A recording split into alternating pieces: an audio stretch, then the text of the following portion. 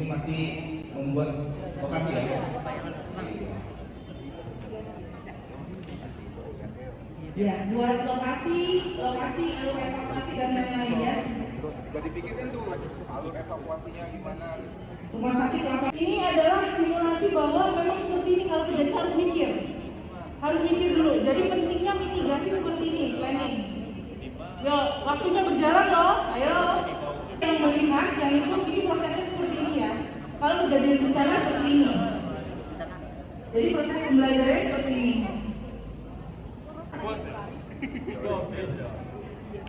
Gimana Bu, ada bencana? Ruang-ruangan, 7 menit. Harusnya Spino sudah mulai ditulis. Jangan sayang-sayang.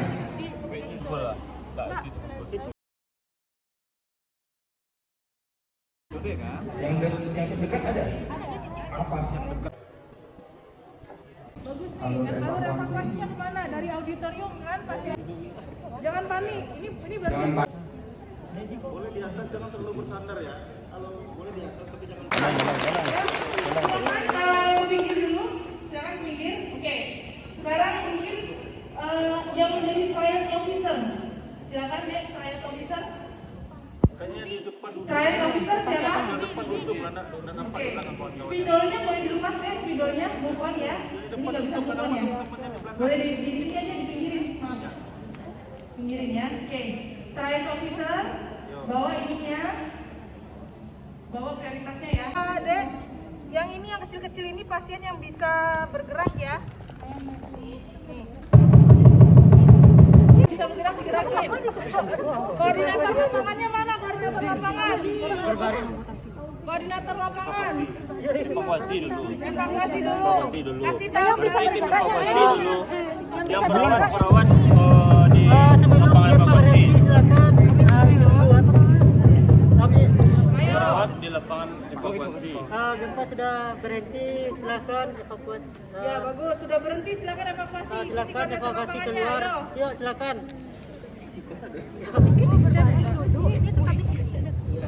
Yang pasien di dalam.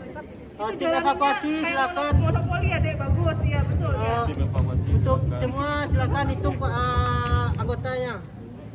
Ya silakan anggotanya kurang, silakan evakuasi, mencari evakuasi ke dalam. Tim triase dulu, tim triase. Triase, dilihat pasiennya di dalam situ. Tim triase. Dibaca itu belakangnya apa? Baca belakangnya apa? Ya silakan baca biar teman-temannya tahu. Nih. Nah, pakai mic baca satu persatu. Ada berapa korban? Ada 7. Ya biar teman-temannya timnya tahu. Ada yang butuh bantuan alat nggak untuk evakuasi ke titik kumpul? Nanti lapor ke koordinator lapangan. Ayo baca aja pasiennya. Baca. Pertama, okam, setelah itu frekuensi napas cepat. RW-nya oke. Aman. Setelah itu Breathing. frekuensi napas cepat. Habis itu circulation-nya HRS 100, circulation-nya DCS-nya 15. Tentukan merah, kuning atau hijau. Iya, ayo. Dek, Dari bawah. Langsung koordinator triase aja. Jauh-jauh. langsung tempelnya di depan ya, tempelnya di depan. Tempelnya di depan. Masih ingat kan? Ya, Kemarin tempel situ. pelajaran dari Bu Arsal Yuk. benar semua kan kemarin? Ya, oke, yuk. Hijau. Taruh dulu mic-nya, yuk. Terus tempel. Ya, tempel. Nanti tim rescue-nya Baca, datang ke itu. baca lalu tempel. Tempel. Hijau. Gak usah ragu-ragu untuk menentukan kuning atau hijau atau merah. Karena nanti akan ada retriase, ya, baik di tempat evakuasi bahkan di rumah sakit. RW-nya oke, setelah itu breathing-nya distress respiratory, napas terdengar berkurang di sisi kiri. Setelah itu circulation-nya HRS 20. Disabilitation-nya DCS-nya 13. Setelah itu dari Garut dan Denmark. Jangan diganggu dia menentukan triase ya, biar dia sendiri karena dia koordinatornya tadi. Nih. Siapa yang penyelamat? Iya, yang lain juga udah bisa Ayo, yang yang hubungi, lain. Ayo, hubungi yang lain. ambulan, hubungi. Breathing-nya oke, setelah itu HRS 110. Setelah itu Koordinator lapangannya bukan. Halo kepada rumah sakit RSUD, silakan minta Ayo menempatkan bantuan diri di kepada mana, ayo. Poltekkes Kemenkes Padang. RW-nya oke. Di BPBD ada rencana pada Kes, silakan minta teman-teman kepada BPBD. Pemadam kah? Kita mau pemadam kah? Yang hitam dah mati lah udah. Setelah itu Itu pemadam kah? Betul. Kepada Pak Pol. Mbak. Nó mau ambulans. Kepada Pak Pol, silakan amankan jalan untuk mengevakuasi pasien ke RSUD.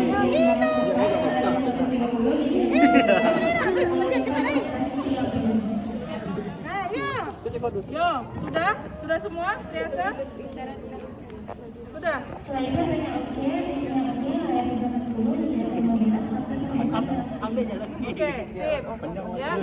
Silakan tim rescue datang berdasarkan angkut pasien berdasarkan prioritasnya. Mana dulu yang diangkut? Yang rescue ada merah. Jalannya lewat mana? Jangan dilewati, itu jalan loh. Ayo, rescue lewat mana? Ikutin jalannya. Mana jalan evakuasinya? Tim rescue masuk lewat mana? Ayo. Tim rescue masuk lewat mana? Jalan dulu. Oke. Nah, ya. Oke, keluar. Tim rescue-nya ada 4 orang keluar. Angkut berdasarkan prioritas. Dek, cara ngangkutnya gimana? Itu nggak diangkat. Cara ngangkutnya gimana? Mana tim rescue-nya? Tim rescue mana? Ya, datang, oke. Ambulannya butuh berapa itu? Datang lagi, telepon. Koordinator lapangan telepon. Untuk ambulan, butuh ambulan 2 lagi. Ya, jalanin ambulannya deh. Mana ambulannya? Lewat mana? Lewat mana? Lewat mana ambulannya? Oke. Yo. Butuh berapa ambulan? Kurang ambulan. Ayo, telepon lagi deh. Mana? 4. Ayo. Ambulannya minta 3 dari 4. Yo. Sekarang kirim. Baliknya lewat mana? Baliknya lewat mana? Itu tabrak kali ya. Mana itu tabrak? Gimana itu? Mau dibawa ke mana? Ambulan mau dibawa ke mana? RSUD? Rumah sakit lapangan enggak? Itu merah loh. Ayo. Rumah sakit lapangan? Dekat lapangan. Ayo rumah sakit lapangan dulu. Yuk, taruh rumah sakit lapangan yang terdekat. Yuk, angkut. Rumah sakit lapangan. Angkut. Jalur angkutnya mana? Jatuh itu. Emang bisa sendiri? Berdua. Yuk, angkut. Enggak, perawat tim treatment. itu Pak. Nanti ke atas. Ayo, rubah ke atas. Ini treatmentnya diambil. Yuk. Tempel pasiennya. Yuk. Ayo, jangan dilangkahin. Mana jalur evakuasinya? Ayo terus. Yang hijau bisa jalan lah. Yang hijau bisa jalan. Polisi datang, polisi. Silakan. Polisi tadi. Polisi mana? Zaki polisi.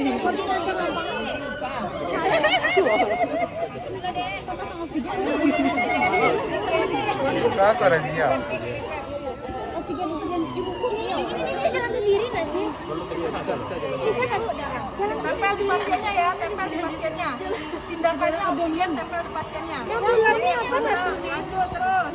Yang kuning apa lagi? Yo dibaca. Ya bagus. Yang kuning bodoh kemarin. Yang tadi kuasa ke namanya RS lapangan sana Bang. Nah, di lapangan. Itu yang hijau udah diangkut belum tuh temennya komentar. Yang hijau mana yang hijau? Yang hijau udah di Udah. ke jalan sendiri. Ini udah. Kuning lagi di ambulan. Oh lah. Ambulan. Ngapain di ambulan macet ya? Bulan macet nggak? Ya, alur evakuasinya bisa muter nggak itu ambulannya? Merah nggak dia? Prioritas orang. Dia merah. Aku dia yang bulan dulu.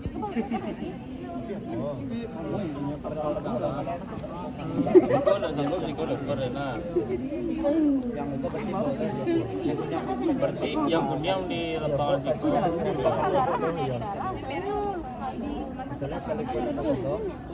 Jalan macet. Oke, merah pertama penurunan kesadaran. Apa? Lupa apanya? Tambah perburukan. Gimana? Mau dirujuk kemana? Perburukan, penurunan kesadaran mau dirujuk kemana yang merah pertama? Ya oke, RSUD rumah sakit terdekat.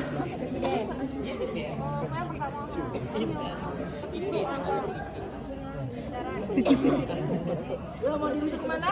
RSUD. Ya, RSUD. Awas, jalur evakuasinya.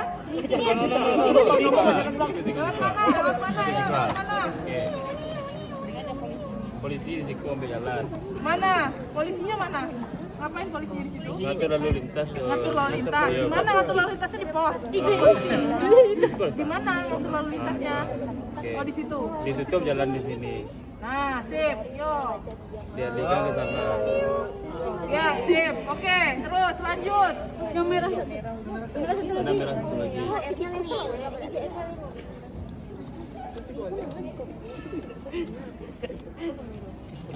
Itu yang kuning. Yang kuning jadi merah, diapain itu? Ditaruh di dalam ambulan aja. Ayo, kuning jadi Yang kuning merah. diturunkan sini. Ya, diapain? Jadi merah. Yang merah ini Diapain kucingnya? dievakuasi ke masjid.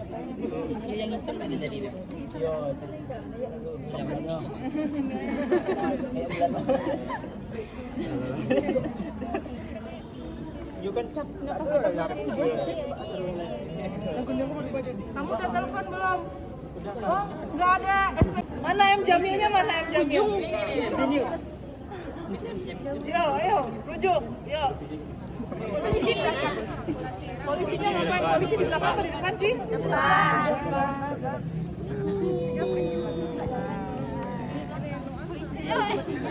Aku beli kami tiketnya dulu baru masuk.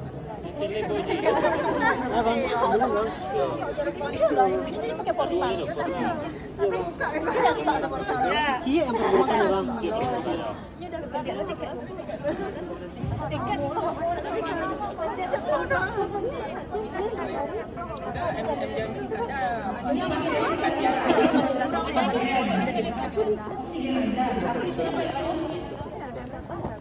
Oksigen. Apa ini? Balon tekan. Oke, mantap, bagus.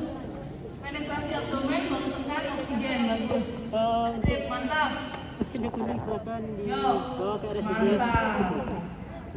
Yang kuning jadi merah itu mana? Yang kuning jadi merah. Kalian tadi Tadi kan jadi merah tadi.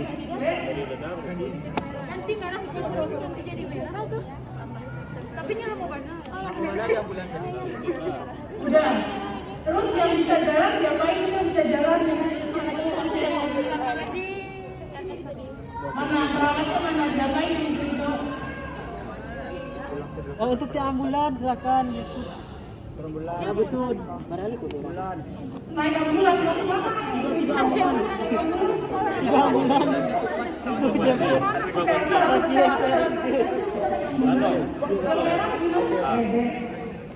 Oh, dinaikin helikopter. Yang hijau. Polisi silakan amankan jalan. Jangan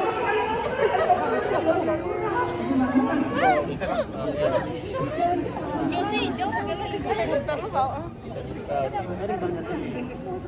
Alah belum tekan. Itu mau ngapain tadi deh? Jemput pasien kak yang kuning. Oh, jemput pasien yang kuning. Yang kuning jadi merah. Bisa putar balik ambulannya di situ. Iya bang.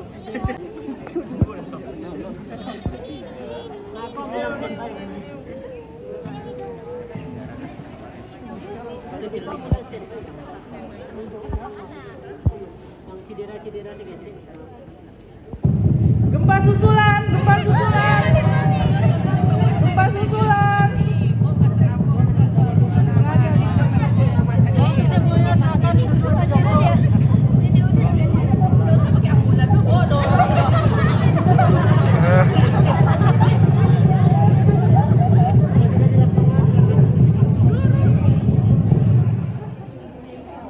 Rumah sakit hancur tadi.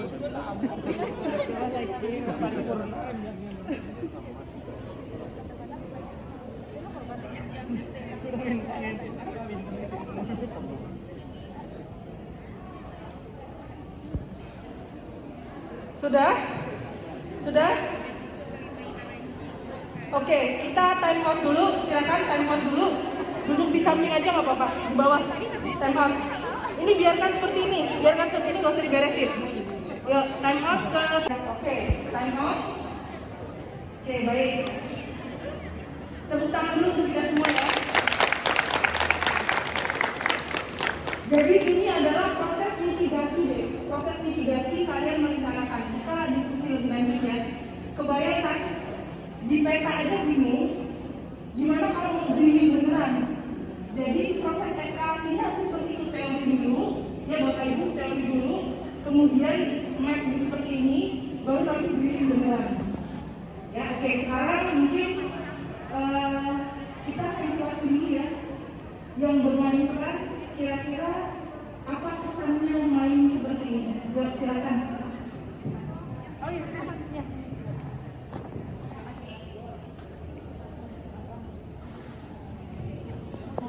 Dari tim triase panik Ya. mesti menentukan pasien triasenya merah, kuning, hijau, hitam. Kan tadi ada pasien yang nyeri, ada pasien yang frekuensi nafas cepat. Misalkan udah dikasih oksigen, terus harus diapain? Maka apa tindakan yang prioritas selanjutnya harus dilakukan itu dilakukan. Oke, terima kasih. Ada lagi silakan deh. Nah, perencanaannya itu harus benar, mana alur evakuasinya.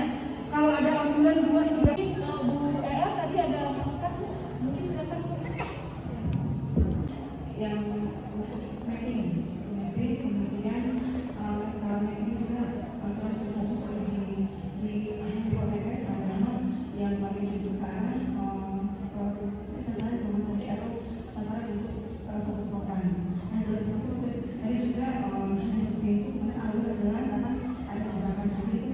Jadi kemudian pada termasuk saya juga ada yang tepat tadi, kemudian juga di proses penanganan pasien ataupun proses korban, kemudian penempatan transportasi yang cocok itu tadi seperti itu. Kalau dari waktu kan maksudnya kondisi kan seperti apa? Kan itu posisi mana kita melakukan posisi berbeda. Jadi akan mungkin cocok nanti dengan kondisi yang mungkin atau melakukan dari kondisi. Iya silakan. Bertanya boleh?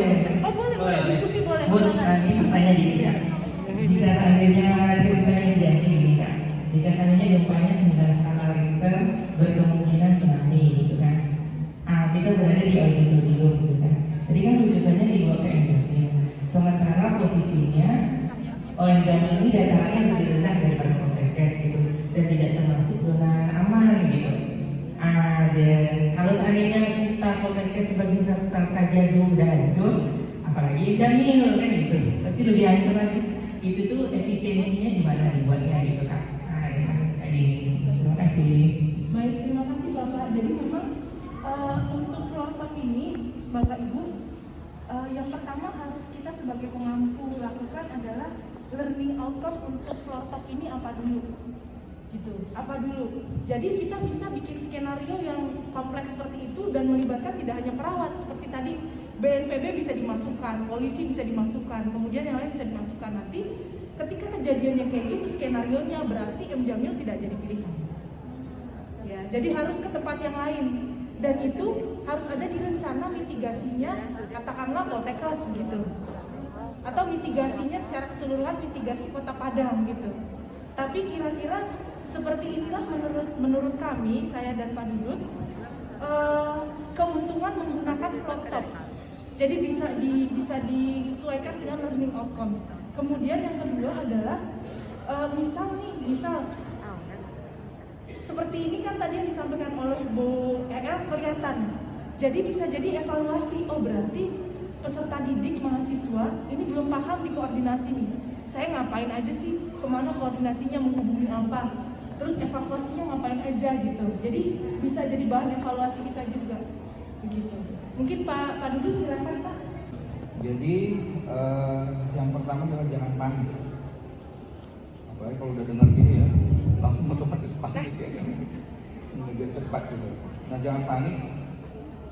Tugasnya masing-masing berfokus ke situ.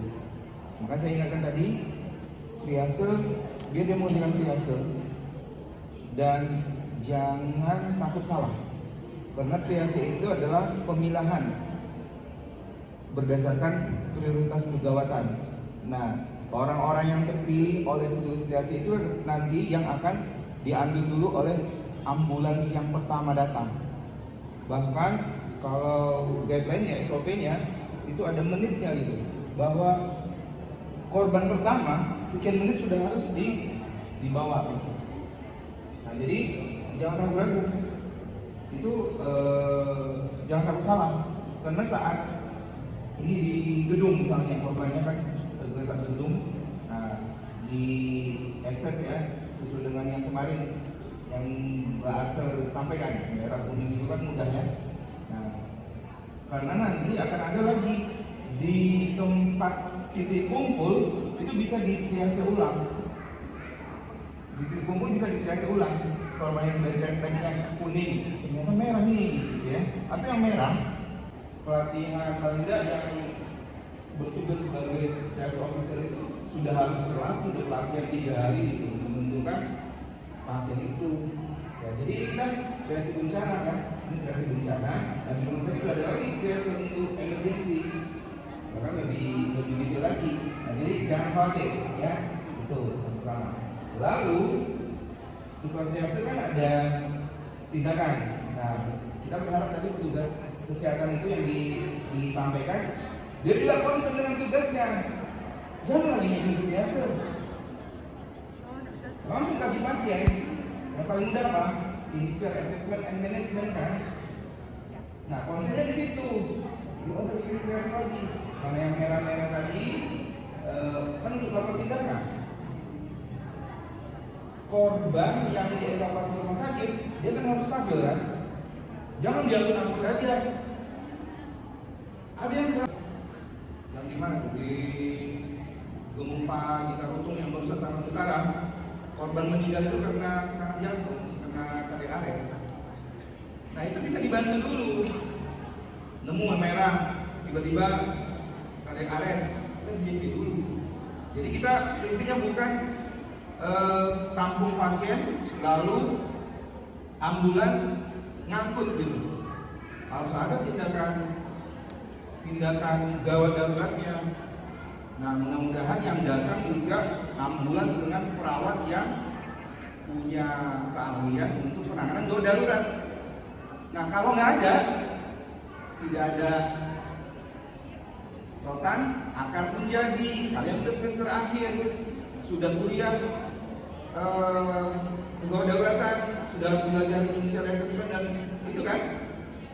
Jadi yang petugas kesehatan itu tadi yang ditentukan sudah harus menangani ABC-nya paling tidak. Apa aja ABC itu? RW, circulation. Udah kan? Ada yang cara manual, ada yang pakai alat. Nah, kalian yang di bencana nggak usah mikirin pakai alat, yang manual aja. Setelah di fasilitasi jalan nafas, bebas dengan nafas yang kecil lift, masih sesak nafas, dia bisa merah tuh triasenya. Jadi nanti jadi prioritas untuk dibawa oleh ambulans gitu. Nah, itu dulu. Kemudian pernapasan, saya terpikir di barusan 1 detik ini, karena kita kemudiannya bencana, kalian urusan-urusannya nantinya di tas bawaan itu sudah punya paling tidak saturasi oksigennya kan kecil tuh, bisa dikantongi di mana-mana dibutuhkan kan. Nah, cek saturasinya, butuh oksigen kan, beri oksigen dulu. Nah, maksudnya gini, korban yang mau ke ambulan harus distabilkan, harus dikasih tindakan. Makanya saya lebih menyukai istilahnya itu initial assessment and management sekalian, bukan hanya initial assessment aja. Kalau initial assessment kan mengkaji ya kan, tapi kalau initial assessment and management langsung tata kelolanya, gitu ya.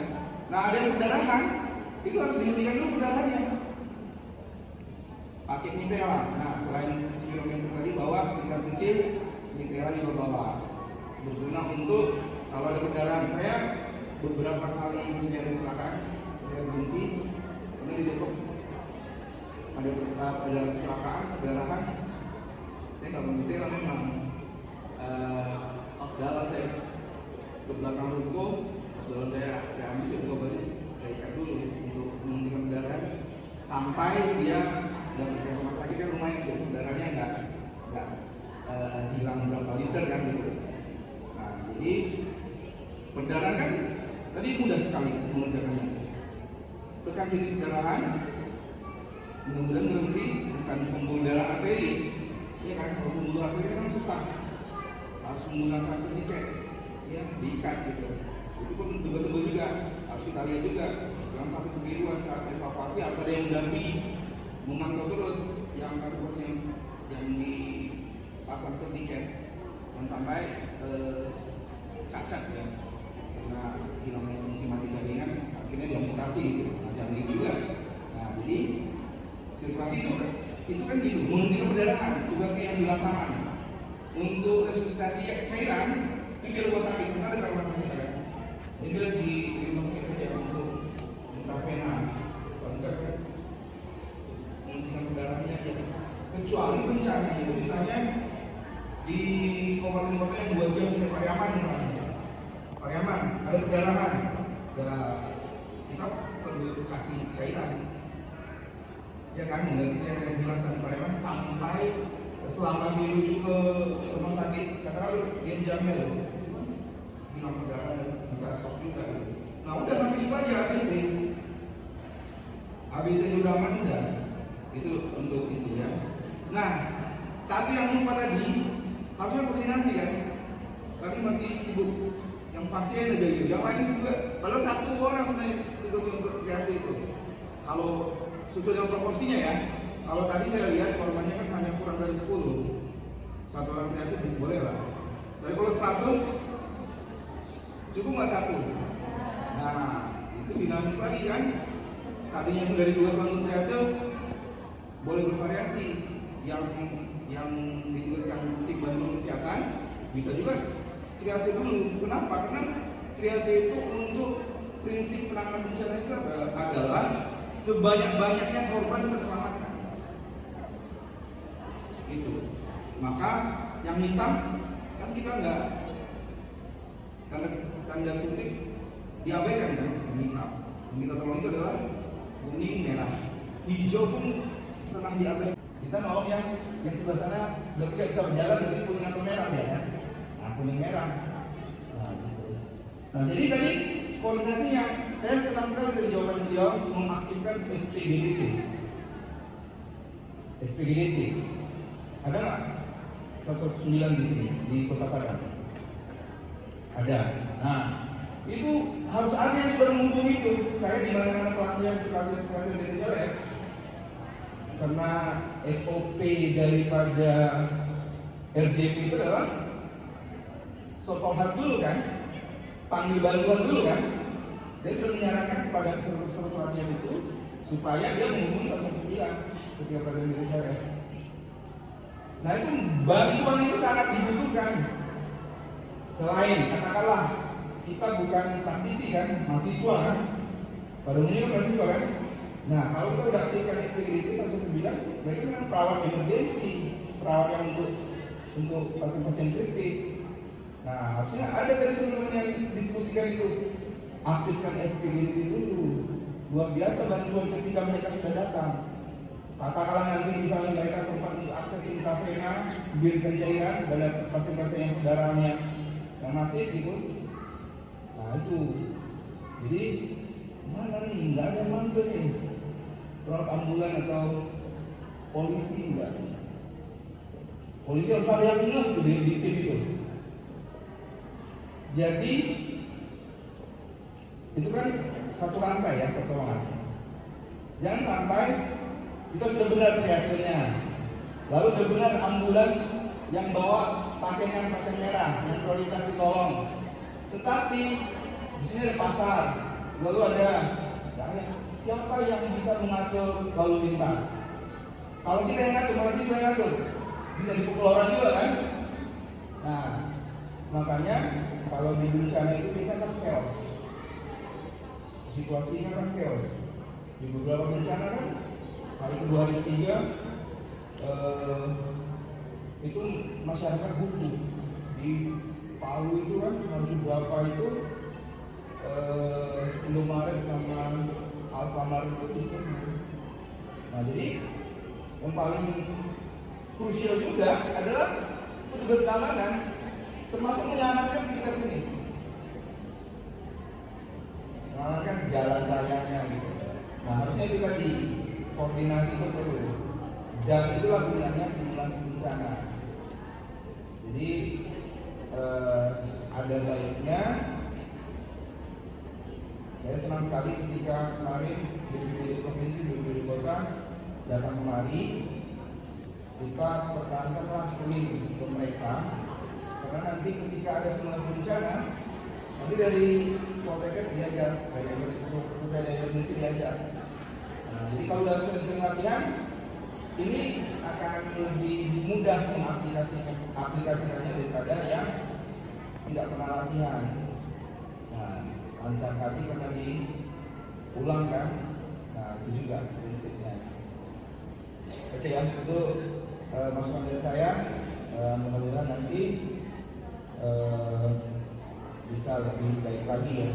Kalau nanti tentu dosen-dosen di sini pasti sudah punya rencana nih untuk mengembangkan ini lagi ya. Double top kah, enable training kah, atau ini yang combine ya, silakan ya. Oke, dari saya Bu, Mbak Ser. Baik, terima kasih Pak Dubes. Mungkin untuk tadi pertanyaan Pak terkait zona aman ya. Jadi memang tadi Pak siapa Pak Dayan ya, Pak Dayan. Jadi memang ketika adik-adik tadi bikin map, jangan lupa ditentukan zonanya.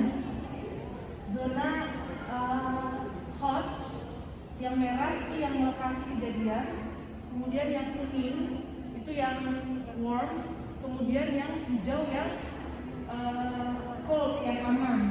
Jadi ditandai di peta itu, ya. Di mananya menggunakan ini, jadi di garis yang mana. Nah, kejadiannya kalau misalkan tsunami, berarti tidak di situ ya. Di sini saya kesini dulu. Oke deh. Jadi misal nih, hot zone-nya mana misal? Katakanlah ini misal titik gempanya ada di sekitar sini. Berarti yang mana yang jadi hot zone? Apakah hot zone-nya itu memanjang atau melingkar? Ya, itu disesuaikan ya. Jadi nanti digambar, bisa pakai peta ini, bisa pakai warna. Jadi nanti penentuan titik rumah sakit lapangannya, kemudian dapurnya itu sesuai dengan hot zone. Dan dapur rumah sakit lapangan itu harus di area hijau, yang cold, gitu ya Dek ya. Jadi itu jangan lupa juga. Oke. Kemudian ada lagi yang ingin ditanyakan atau didiskusikan sama adik-adik? Silakan. Ada lagi nggak? Iya. Kita kan punya Poltekkes ini gambaran investasi di Poltekkes. Iya. Tadi itu kan ada juga kemarin skenario. Iya, Fikri. Kalau seperti itu berarti kita juga harus punya tim.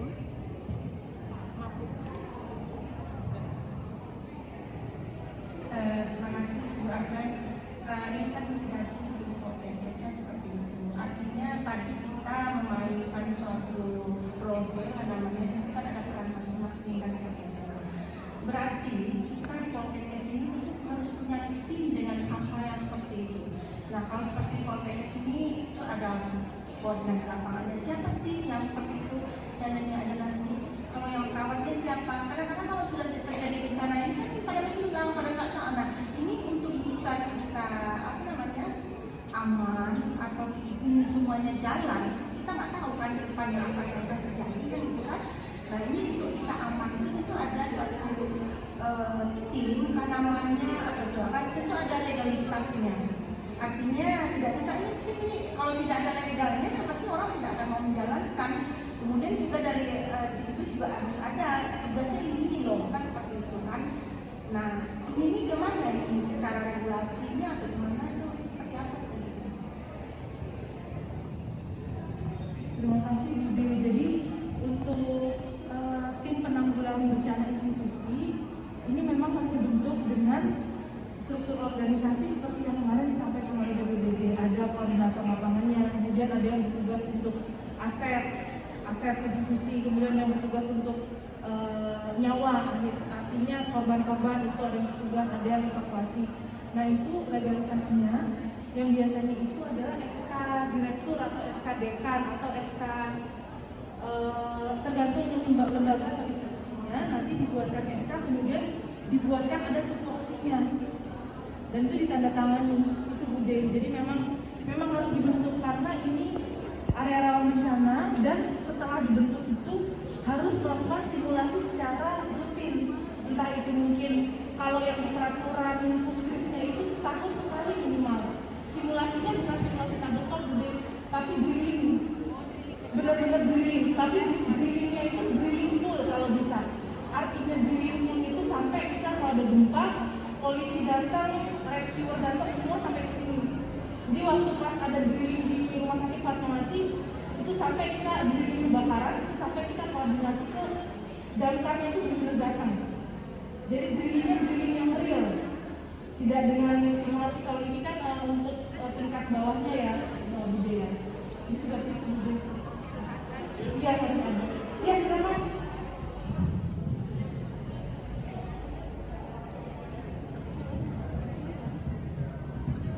Izin Ibu Bapak dari narasumber, saya berterima kasih untuk bertugas biasanya secara tertib di tim penanggulangan bencana Poltekkes Padang. Saya coba menjawab yang disampaikan Budi. Kita sudah ada Ibu, Poltekkes ini alhamdulillah sudah dilengkapi dengan alat early warning system, tsunami early warning system. Nah, terkait yang disampaikan Ibu Budi tadi, sebenarnya secara regulasi sudah jalan Ibu. Kita sudah koordinasi dengan Basarnas di selama ini, dengan BPBD Provinsi dan Kota, Dinas Kesehatan dan Kota. Cuma mengacu ke dulu kan Kemenkes 145 Ibu. Nah, sekarang kan sudah 75 2014 kalau nggak salah Ibu. 2019 itu tetap terkait kita dalam pusat penanggulangan krisis kesehatan, di mana kita adalah sebagai satgas kalau kita mengacu ke Kemenkes tersebut. Ya. Nah, karena itu di sini sebenarnya sudah ada shelter tsunami. Saya mengacu ke tadi pertanyaan Pak Dayat, bagi saya menarik karena Pak Dayat tadi menyampaikan bagaimana harus begini. Dalam hal memang kalau itu real, kita adalah satgas, kita sudah ada di sini shelter. Pasien yang diduga kuning kemudian hijau kita bisa di sini. Nah, iya, di kita 3 gedung ini tidak kita rekomendasikan pakai sesuai dengan pakar pengkajian di Sumatera Barat tentang megatrust. Jika terjadi gempa seperti tsunami di sini, kemungkinan besar berdasarkan landa dampak itu sekitar 7 meter. Nah, kita asumsikan di sini tidak kita pakai, tetapi 3 gedung direktorat laboratorium dan ya ada ditulis di situ ada. Nah, itu yang kita buatkan shelter. Kebetulan itu memang shelter memungkinkan seluruh warga sekitar jika mereka mengungsi juga ke tempat kita. Artinya evakuasi vertikal. Nah, tadi saya lihat bagus sekali untuk penanganannya. Cuma ada beberapa yang harus kita perhatikan. Yang pertama saya izin untuk mengomentari yang tadi terkait pertanyaan Bapak tadi 119 Bapak, alhamdulillah kita di sini sudah ada AGD 119 yang Jamil Padang dan RSUD sudah ada. Itu terbentuk kalau tidak salah tahun 2010 yang diketuai oleh seorang dokter yang Jamil Padang. Nah, jadi kita sudah ada sampai sekarang aktif. Nah, pertanyaannya Bu, dengan apa nanti kawan-kawan di sini menghubungi AGD tersebut? Alhamdulillah kita sudah punya stasiun radio di sini untuk menghubungi jika terjadi kedaruratan. Jadi kita sudah ada. Nah, terus sampaikan di sini saya garis bawahi. Kita bisa kontak Basarnas ke Jamil Padang melalui AGD 119, kemudian RSUD, BPBD. Misalnya kita sudah ada di Poltekkes Padang khususnya itu. Nah, karena ini adalah jurusan, kami sudah di Poltekkes sudah punya yang namanya tim penanggulangan bencana Serakor. Nah, sudah diesakan oleh Bapak Direktur kita. Nah, terkait ini berarti adalah satgas. Kemudian pengalaman bencana kita juga sudah ke lapangan dulu, meskipun sebenarnya skopnya Sumatera Barat, Pak. Tapi alhamdulillah sudah jalan seperti itu. Jadi saya rasa pertanyaan Bude terjawab Ibu, bahwa kita sudah ada, termasuk di sini kita punya alat station tsunami early warning system dengan juga stesen komunikasi tadi itu Bapak. Dan itu sudah terhubung ke BPBD kota dan provinsi. Setiap tanggal 26 kita di sini tradisinya Ibu biasanya alat kita berbunyi secara otomatis. Itu juga mahasiswa juga tahu setiap tanggal 26 pernah nggak dengan itu yang dia hidup secara sendiri bunyi bahwa ini adalah tes early warning system. Saya rasa banyak juga. Nah, terkait dengan simulasi kita karena selama ini pandemi 3 tahun kita tidak lakukan. Kalau biasanya kita lakukan Bapak, setidaknya sekali dalam setahun. Setahun ya. Saya baru mau nanya itu Pak, karena mungkin Pak Bruno ya Pak ya. Siap. Pak Bruno berarti ketika sudah sophisticated seperti itu, harapan saya itu bisa disimulasikan sampai sistem komunikasinya Pak. Sistem komunikasi dan lain-lain, kemudian dilibatkan mahasiswa dari awal. Saya juga sudah punya videonya tentang hal itu. Jadi termasuk saya mau koreksi kata Bapak dari BPBD kemarin semalam itu teman rekan saya juga Pak Kali. Dia nggak lihat tandanya itu. Kita tanda darurat. Kemudian gedung kita ini, daerah kita ini sudah dilengkapi dengan yang namanya petunjuk arti. Jadi dari luar pun masyarakat tetap ke sini nantinya. Itu sudah kita umumkan. Secara formalnya kita sudah surati kecamatan bahwa nanti jika memang terjadi gempa berpotensi tsunami, kami siap menerima pengungsian di sini. Untuk evakuasi vertikal seperti itu. Karena gedung kita memungkinkan sudah datang di sini Bu pemeriksaan orang-orang dari PU dan pemadam kebakaran, tempat kita layak dijadikan shelter dan dinyatakan bagus Pak untuk ketahanan gempa di bawah 9,0 Richter. Saya seperti itu Bapak Ibu, mohon izin menyampaikan terima kasih. Terima kasih Pak Bruno, silakan Pak. Ini perlu kita sampaikan bahwa ini adalah pembelajaran untuk adik-adik mahasiswa kita, sehingga tadi berperan ya, semuanya berperan sebagai seolah-olah sesungguhnya realitasnya gitu. Nah, untuk kalau misalnya memang terjadi bencana, pasti orang-orang yang sudah memiliki tugas untuk itu atau kewenangan untuk itu dengan SK. Untuk skop Poltekkes seperti yang disampaikan Pak Bruno tadi sudah ada petugasnya. Nah, itu nanti saran kami supaya bisa juga diupdate, disosialisasikan kepada dosen-dosen atau mahasiswa supaya mereka juga paham juga gitu. Karena kita nggak tahu bencana itu bisa datang kapan saja dan jangan sampai kita tidak siap gitu ya. Jadi kalau sudah kampusnya sudah kemulannya gawat bencana, petugasnya sudah ada, sosialisasinya sudah ada, latihan juga secara periodik dibuat gitu. Nah itu melatih kita untuk siap siaga, ya kan? Kemarin kan ada 4 elemen itu. Mitigasi, struktur bangunannya udah bagus, mungkin penambahan pintu bisa diperhitungkan, apalagi yang dari atas ya. Alhamdulillah situ saya lihat ada tangga. Sebelah kiri ada tangga nggak? Yang untuk lantai 2. Ya. Nah, setiap kita ada acara, biasakan disampaikan di awal-awal. Ya. Nah itu Pak Bruno yang ingatkan. Mohon izin aja sama pejabat-pejabat, bisa disampaikan juga kepada direktur, kajun, diingatkan aja dengan santun. Ya, itu ya, diingatkan lagi ya. Nah, itu adalah kebiasaan yang seperti teman-teman kita di Jepang tadi. Mahasiswa kita nanya kan, kok beda ya di negeri kita dengan Jepang gitu. Nah, itu ya. Nah, lalu seperti yang saya sampaikan tadi bahwa ini pembelajaran supaya adik-adik bisa tahu semua. Ya kan? Nggak mungkin lah pada saat misalnya saat bencananya menghubungi BPBD gitu, adik-adik mahasiswa, pasti Pak Bruno-nya kan gitu kan. Nah, tapi untuk pengetahuan mereka saya kira bisa dikasih ya. Nah, termasuk misalnya untuk menolong tadi, karena ada kita tugaskan kan menolong kan. Nah, kalau situasi bencana yang sebetulnya sampai mana batas adik-adik kita bisa menolong, ya kan? Nah, itu juga menjadi perhatian kita. Tapi kalau untuk konteks pembelajaran, kita bisa sampaikan. Nanti setelah mereka lulus dan sudah punya tupoksi untuk yang ditugaskan itu, karena banyak juga sekarang PSC itu merekrut alumni untuk siap-siap untuk membantu ketika ada gawat darurat atau bencana. Nah, nanti adik-adik ini juga berpotensi untuk bisa jadi kan mereka bertugas nanti. Nah, untuk konteks kampus kita pembelajaran, ya kan? Nah, untuk konteks realitas tentu sesuai dengan tupoksi atau SK yang ditugaskan kepada mereka. Oke ya. Nah, jadi termasuk misalnya bencana yang non alam, kebakaran gitu. Nah, itu juga setiap institusi kan harus juga siap-siap gitu, ya kan? Nah, itu tambahan dari saya, Basel. Masih.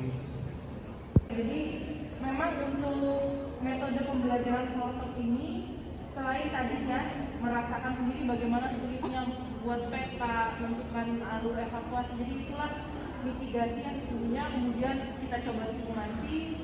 Yang terpenting lagi adalah debriefingnya. Debriefing tadi masukan-masukan feedback dari Pak Bruno, dari Pak Dayat, dari Bu El semua. Jadi mudah-mudahan ketika kita mengikuti, insya Allah tahu oh ini kurangnya di mana, ini ceritanya baiknya di mana, yang sudah baik silakan dikembangkan. Mungkin yang ini bisa dievaluasi lagi. Ada diskusi lagi nggak kira-kira? Mungkin dari adik-adik yang di bawah ada diskusi. Dari tadi sudah berdiskusi ya sama teman sebelahnya ya. Iya. Ada diskusi lagi adik-adik? Sudah? Ini sudah sekiranya? Oke baik, kalau begitu terima kasih. Mudah-mudahan apa yang saya sampaikan, Pak Ibu sampaikan, dan Bapak Ibu dosen tadi sampaikan, Pak Ibu sampaikan bisa bermanfaat ya. Saya tutup, terima kasih. Assalamualaikum warahmatullahi wabarakatuh. Waalaikumsalam warahmatullahi wabarakatuh. Baik,